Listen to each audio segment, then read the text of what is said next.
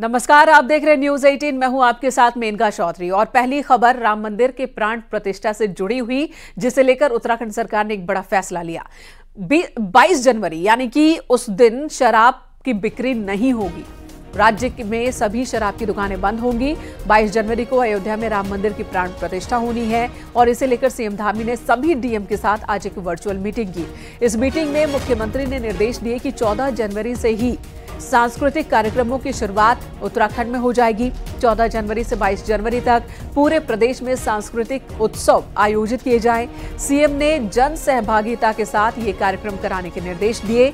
22 जनवरी को सभी प्रमुख मंदिरों और गुरुद्वारों में प्रसाद का वितरण भी होगा और 22 जनवरी को राज्य में ड्राई डे रहेगा, यानी कि शराब की बिक्री 22 जनवरी को नहीं होगी। सीएम ने कहा कि सभी धार्मिक स्थलों पर बड़े स्तर पर सफाई अभियान भी चलाया जाए।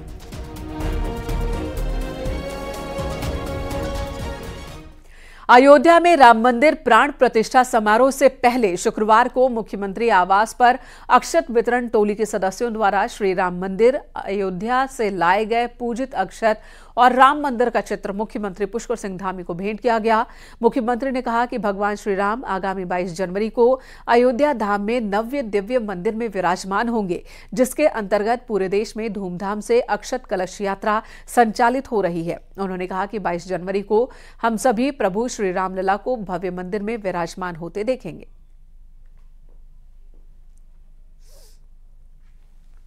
हल्द्वानी में मंगल पड़ाव से लेकर बस स्टेशन पर अब निजी अतिक्रमण हटाने का रास्ता साफ हो चुका है।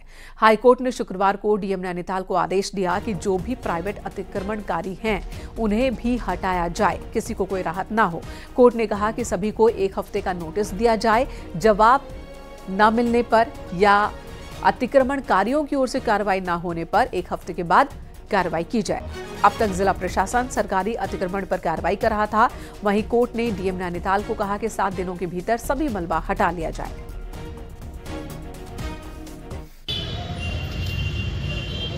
निर्देश दिया है कि आप जो इलीगल इंक्रोचर हैं उनको भी सुनवाई करें। 7 दिन के अंदर उन्हें सुनवाई का मौका दिया गया है और उसके बाद उन्हें भी हटाने के लिए निर्देश जारी किए गए हैं। और साथ में ये क्या कहा गया है, जो इन्होंने अभी मलबा हटा के फुटपाथ के ऊपर जमा कर दिया है, डिस्ट्रिक्ट मजिस्ट्रेट नैनीताल को यह दिशा निर्देश जारी किए गए हैं कि आप उसे भी 10 दिन के अंदर साफ करेंगे। इधर हल्द्वानी में मंगल पड़ाव से लेकर रोडवेज बस अड्डे तक अवैध कब्जा हटाने की कार्रवाई होनी है, जिसके लिए प्रशासन ने अब 65 दुकानदारों को नोटिस दिया, जिन्हें दुकानें खाली करनी होंगी। लेकिन प्रशासन के इस नोटिस से व्यापारियों में हड़कंप है। शुक्रवार को व्यापारियों ने इस नोटिस के विरोध में नगर निगम ऑफिस के बाहर प्रदर्शन किया।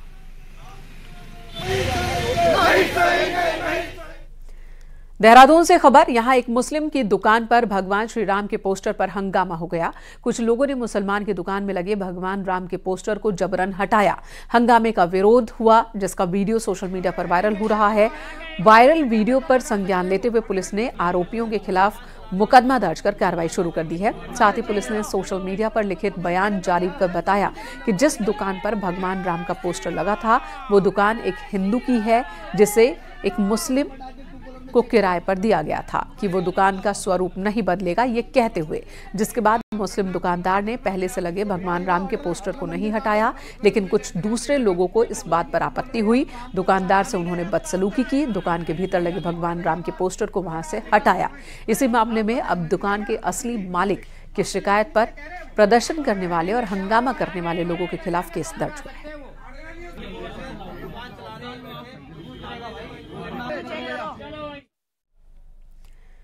इधर पिथौरागढ़ के मुनस्यारी में पंचाचूल की तलहटी में एक बार फिर आग धधकने लगी है। बीते 4 दिनों से यहां पर आग धधक रही है, लेकिन आग पर काबू नहीं पाया जा सका है। असल में सर्दियों के सीजन में ठंड से बचने के लिए दुर्लभ जानवर निचले इलाकों की तरफ आते हैं। ऐसे में शिकारी तलहटी में आग लगाकर इनका शिकार करते हैं। बीते दिनों भी पंचाचूली की तलहटी में ही आग लगी थी, लेकिन इस बार आग बड़े इलाके में फैल गई है, जिस वजह से दुर्लभ वन्य जीवों पर अब खतरा बढ़ गया है।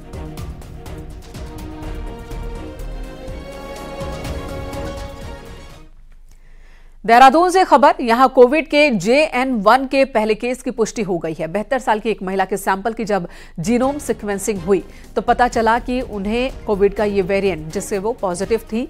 महिला 4 जनवरी को दून अस्पताल से डिस्चार्ज हो चुकी हैं।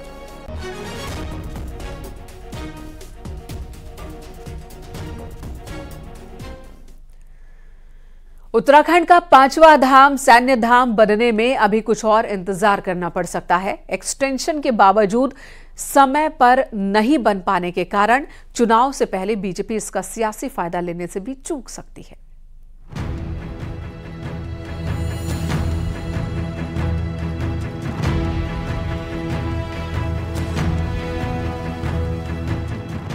दिसंबर 2021 में रक्षा मंत्री राजनाथ सिंह ने सैन्य धाम के निर्माण का शिलान्यास किया था। प्लान था कि दिसंबर 2023 तक सैन्य धाम बनकर तैयार हो जाएगा, लेकिन ऐसा हो नहीं पाया। नतीजा, इसकी तारीख बढ़ाकर फरवरी 2023 कर दी गई, लेकिन अभी भी इसका 65% ही काम हो पाया है। शुक्रवार को सैन्य धाम के निरीक्षण पर पहुंचे सैन्य कल्याण मंत्री गणेश जोशी ने अधिकारियों को कड़ी फटकार लगाई। जो मेजर वर्क है 65% पूरा हो गया है, 35% काम बाकी है और मैंने इनसे कहा कि आप दिन रात काम करें और किसी भी हालत में फरवरी तक हम जो है इसको पूरा करके वीर माताओं को, वीर नारियों को, यहाँ की जनता को अवसर करें। काम में देरी की अधिकारियों के पास अपनी वजह है। उनका कहना है कि पहले सैन्य धाम 2 हेक्टेयर जमीन पर डिजाइन किया गया था, लेकिन बाद में इसे 4 हेक्टेयर जमीन पर डिजाइन किया गया। यही कारण है कि प्रोजेक्ट की कॉस्ट 58 करोड़ से बढ़कर 92 करोड़ हो गई। इसमें कुछ चेंजेज हुआ है, प्रोजेक्ट के कॉस्ट बढ़े हैं और उसकी कॉस्ट बढ़ने की वजह से इसमें वर्क बढ़ गए, तो उस हिसाब से अब कुछ नई चीजें यहाँ पे निकल के आएगी। जो जब फाइनल होगा तो कुछ नई चीजें दिखेगी यहाँ पे। प्रोजेक्ट का स्वरूप कुछ और था, बाद में कुछ चेंज हुआ है, इस वजह से एक्सटेंशन दिया गया है, क्योंकि पुराने के हिसाब से तो अगर होता तो अब तक कंप्लीट कर दिए होते। सैन्य धाम बना रही पेयजल निगम की माने तो अभी अच्छा खासा वक्त लग सकता है। यानी 2019 के लोकसभा चुनाव से पहले जिस सैन्य धाम की परिकल्पना की गई थी उसका लोकार्पण तो होगा, लेकिन 2024 के लोकसभा चुनाव के बाद ही ये संभव हो सकेगा। न्यूज़ 18 के लिए देहरादून से सुनील नवप्रभात की रिपोर्ट। राज्य में जल्द ही एक और IIT कैंपस शुरू हो सकता है। मुख्यमंत्री पुष्कर सिंह धामी ने टिहरी हाइड्रो इंजीनियरिंग कॉलेज को IIT रुड़की का हिल कैंपस बनाने की मांग की है और इसे लेकर भारत सरकार को एक चिट्ठी लिखी है। टिहरी के विधायक किशोर उपाध्याय ने इसे IIT बनाने की मांग की थी, लेकिन एक राज्य में 2 IIT के नियम की मुश्किल और जमीन भी कम होने की वजह से अब टिहरी हाइड्रो इंजीनियरिंग कॉलेज को ही IIT रुड़की का हिल कैंपस बनाने के लिए केंद्रीय शिक्षा मंत्री धर्मेंद्र प्रधान से इजाजत मांगी गई है।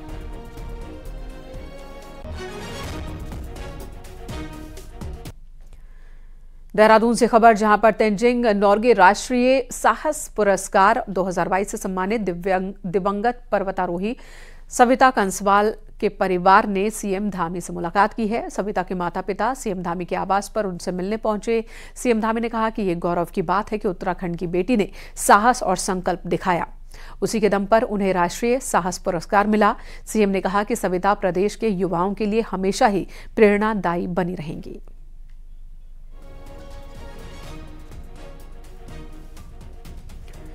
यूसीसी ड्राफ्टिंग कमेटी का कार्यकाल खत्म होने वाला है। 22 जनवरी को ही कमेटी का कार्यकाल खत्म हो रहा है। हालांकि उम्मीद जताई जा रही है कि कमेटी का कार्यकाल 22 जनवरी से पहले ही बढ़ा भी दिया जा सकता है और इससे पहले कमेटी ड्राफ्ट राज्य सरकार को सौंप सकती है। वहीं कमेटी का कार्यकाल एक बार फिर बढ़ाए जाने को लेकर चर्चाएं तेज हो गई हैं।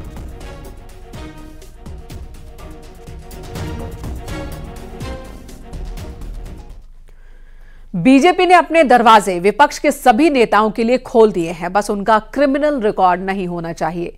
यह कहना है प्रदेश अध्यक्ष महेंद्र भट्ट का। महेंद्र भट्ट का यह भी कहना है कि विपक्षी दलों के 1200 से ज्यादा नेता संपर्क में हैं। फरवरी से उनकी ज्वाइनिंग करवाने का कार्यक्रम शुरू हो जाएगा। 1200 लोगों की सूची हमको प्राप्त हो चुकी है। कुछ को हम यहाँ प्रदेश मुख्यालय पर ज्वाइनिंग देंगे, कुछ को हम लोकसभा की जो केंद्र स्तर पर करेंगे, और जो बूथ स्तर के कार्यकर्ता भिन्न भिन्न दलों के हैं उनको हम जो जिला स्तर पर हम उसकी संस्था का कार्यक्रम बनाएंगे। हमें सारे नाम आए, सब पे हमारी टीम बैठ चुकी है, कुछ निर्णय हमने कर दिए हैं, लेकिन जिस दिन सदस्यता को उसी दिन नाम का खुलासा हम लोग करेंगे। अभी कुछ नहीं करेंगे भैया, फिर सदस्यता पहले से कैसे हो जाएगी। विपक्ष कह रहा है कि उनके बड़े नाम भी हैं। लोकसभा चुनाव की तैयारियों में जुटी बीजेपी चुनाव प्रचार के लिए हर गली मोहल्ले में पार्टी के नारों से दीवारों को पोत रही है, जिसे अब कांग्रेस आपराधिक करार देते हुए केस दर्ज कराने की धमकी दे रही है, क्योंकि इसमें पब्लिक प्रॉपर्टी कानून का सीधा उल्लंघन है।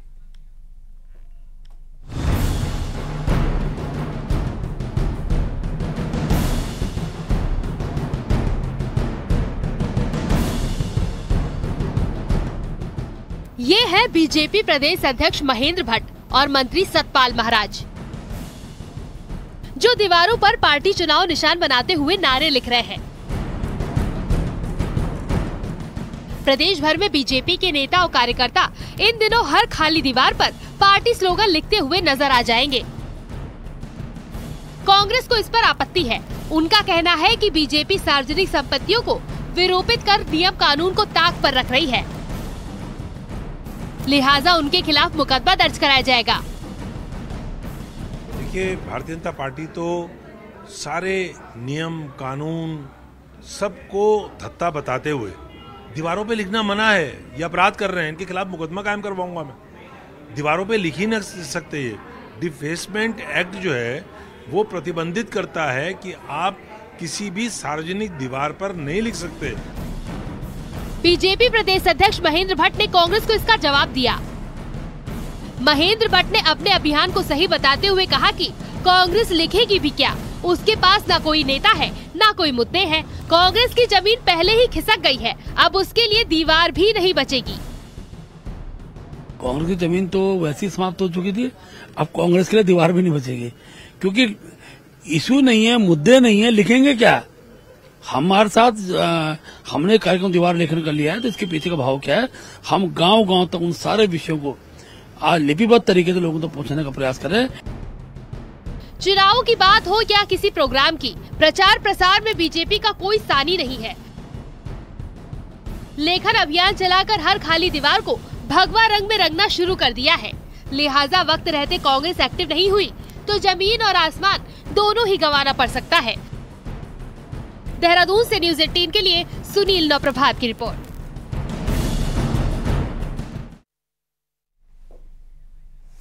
क्या देवभूमि उत्तराखंड में 2024 का लोकसभा चुनाव राम मंदिर और गाय को केंद्र में रखकर ही लड़ा जाएगा? आखिर क्यों उठ रहे हैं ये सवाल, देखिए ये रिपोर्ट।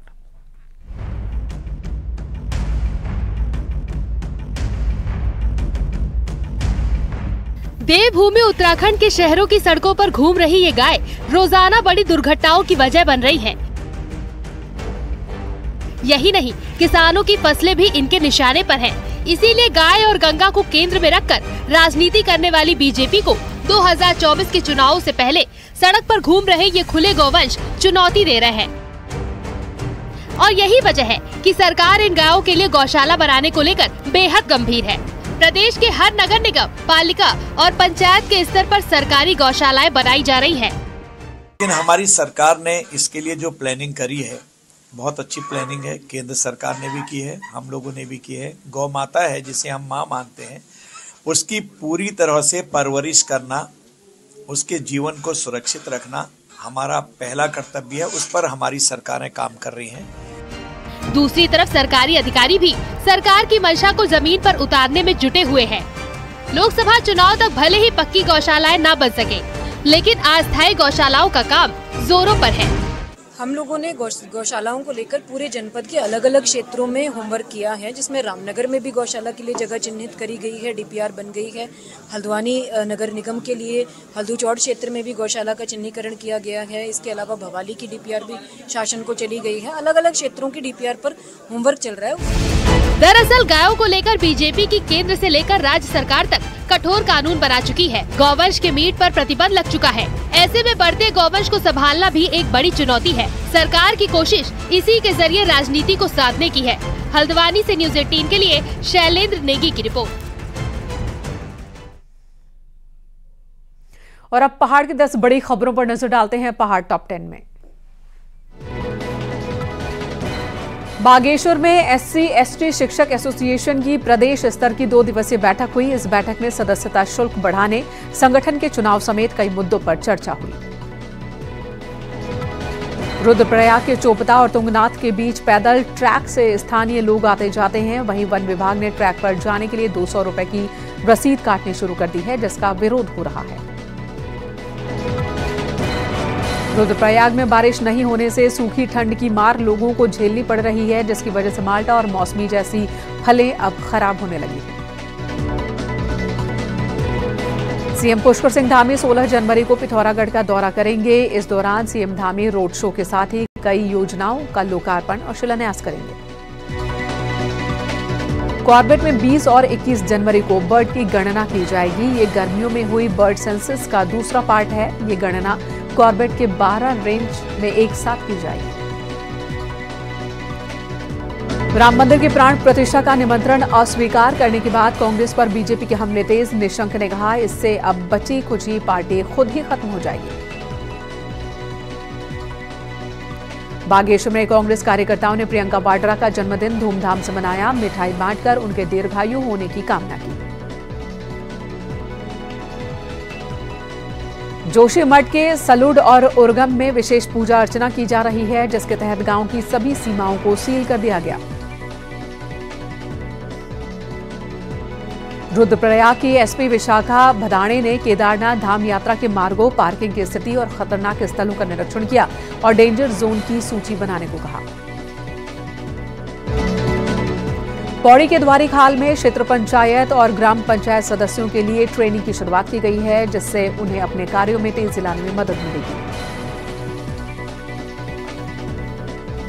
इधर नैनीताल की ठंडी सड़क की ट्रीटमेंट का काम शुरू हो चुका है। यहां हो रहे भू कटाव से कुमाऊं यूनिवर्सिटी के केपी और गौरा देवी हॉस्टल के साथ ही पूरे इलाके को खतरा बन गया। सिंचाई विभाग ने करीब 12 करोड़ से इस ट्रीटमेंट का काम शुरू किया।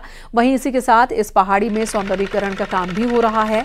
आपको बता दें कि नैनीताल की ठंडी सड़क में साल 2021 से भूस्खलन हुआ था 2021 में, जिससे कुमाऊं विश्वविद्यालय परिसर का कुछ हिस्सा खतरे में आ गया था।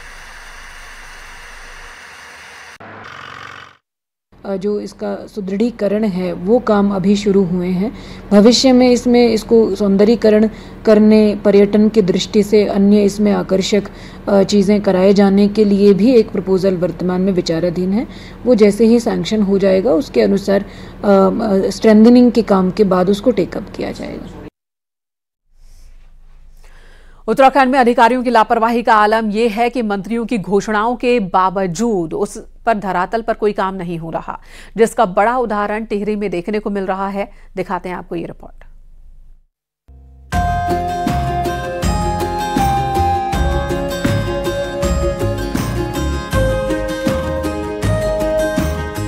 टिहरी झील से सटा तिवाड़ गांव, जिसे मॉडल स्टे विलेज के नाम से भी जाना जाता है। यहाँ करीब 32 से अधिक होम स्टे हैं, जो यहाँ आने वाले पर्यटकों को पसंद आ रहे हैं। वहीं 4 फरवरी 2023 को अपने टिहरी दौरे के दौरान पर्यटन मंत्री सतपाल महाराज ने भी तिवाड़ गांव का दौरा किया था और यहाँ ग्रामीणों द्वारा किए गए कामों की तारीफ की और इस गांव को पर्यटन गांव घोषित किया था, जिसके साथ ही यहाँ बोटिंग, ट्रैकिंग, बर्ड वॉचिंग, स्थानीय खान पान को बढ़ावा देने जैसी गतिविधियाँ करनी थी।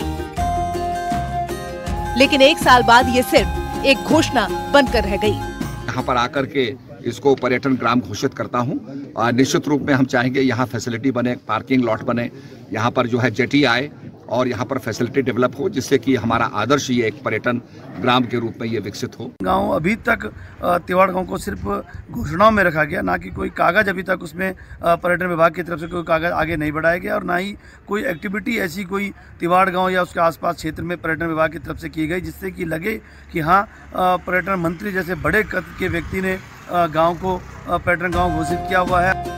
बीते साल फरवरी के महीने में खुद सीएम धामी ने भी अपने टिहरी दौरे के दौरान तिवाड़ गांव में ही रात्रि विश्राम किया था। सीएम ने तिवाड़ गांव का विजिट कर होम स्टे संचालकों से बातचीत की थी और चौपाल लगाकर लोगों की समस्याएं भी सुनी थी। उधर अब पर्यटन विभाग टिहरी झील मेगा प्रोजेक्ट के तहत तिवाड़ गांव को डेवलप करने की बात कह रहा है। तो हमारा जो holistic development of Tehri lake area project है उसके तहत भी डिफरेंट कंपोनेंट्स आने हैं। एक पेडेस्ट्रियन ब्रिज का भी कंपोनेंट है जो आपका तिवाड़ गांव को कोटी कॉलोनी से जोड़ेगा। टिहरी झील को पर्यटन की दृष्टि से विश्व मानचित्र पर पहचान दिलाने के लिए केंद्र और राज्य सरकार लगातार प्रयास कर रही है, लेकिन अधिकारियों की उदासीनता के चलते ये घोषणाएं और योजनाएं आगे नहीं बढ़ पा रही हैं, जिससे टिहरी और आसपास के क्षेत्र में पर्यटन संभावनाओं का डेवलपमेंट नहीं हो पा रहा है। टिहरी से न्यूज़ 18 के लिए सौरभ सिंह की रिपोर्ट।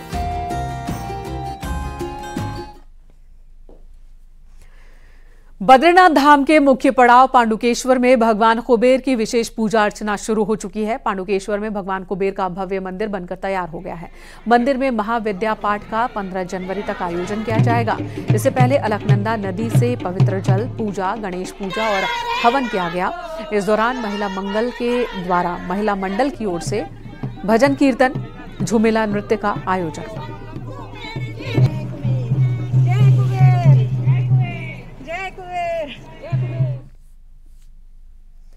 हरिद्वार में दक्षिणकाली पीठ मंदिर में इन दिनों विदेशी साधकों का जमावड़ा लग रहा है। विदेशी साधक निरंजनी अखाड़े के आचार्य महामंडलेश्वर स्वामी कैलाशानंद गिरी से दीक्षा लेने पहुंच रहे हैं। अमेरिका, रूस, जर्मनी, कनाडा, ऑस्ट्रेलिया, इजराइल जैसे देशों से 90 साधकों का दल हरिद्वार में यज्ञ अनुष्ठान में शामिल होकर हिंदू संस्कृति से जुड़ रहा है। इन साधकों ने कैलाशानंद गिरी से दीक्षा ली। स्वामी कैलाशानंद गिरी ने बताया कि विदेशी अनुयायी हिंदू पूजा पद्धति से प्रभावित होकर काली मंदिर पीठ से जुड़ रहे हैं। हर साल यहां विदेशियों की संख्या बढ़ रही है।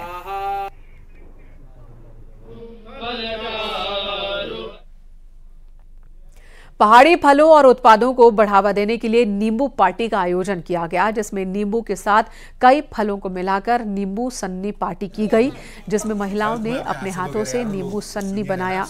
इस दौरान लोगों ने बड़े चाव से पार्टी का आनंद लिया।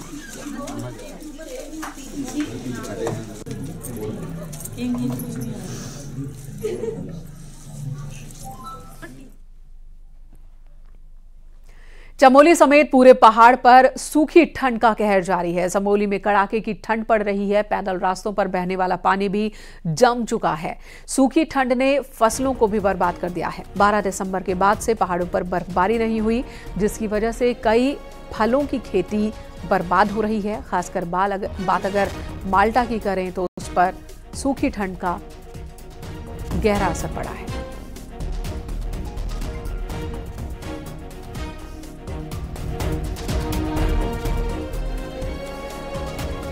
दो तस्वीरें आपको दिखा रहे हैं। एक तरफ पहाड़ों पर बर्फबारी नहीं हुई, तापमान जरूर गिर रहा है सूखी ठंड की वजह से, जिसकी वजह से नदी नाले जम गए हैं, पानी का स्रोत जम गया है। खेती को भी ये मौसम प्रभावित कर रहा है। यहां रुकेंगे एक ब्रेक के लिए, खबरों का सिलसिला जारी है।